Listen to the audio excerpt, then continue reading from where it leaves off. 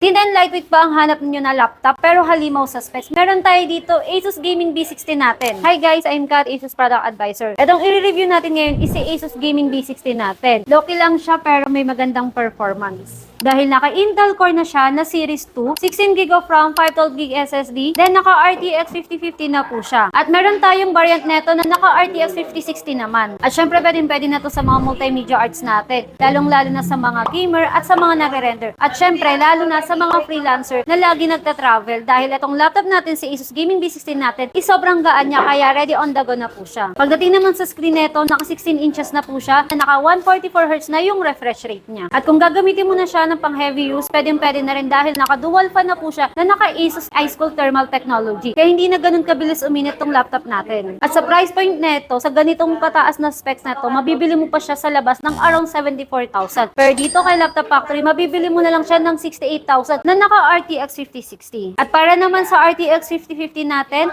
mabibili mo na lang siya ng 63,999. Bukod dyan, meron pa kayo makukuha na Asus Gaming Mouse at Asus Backpack. Kung ang hanap ninyo is travel-friendly na laptop pero may mataas na video card na abot kaya, dito na kayo kay Asus Gaming B60 natin. At meron din tayong installment option. Kaya visit lang kayo dito kay Laptop Factory dahil basta laptop, Laptop Factory.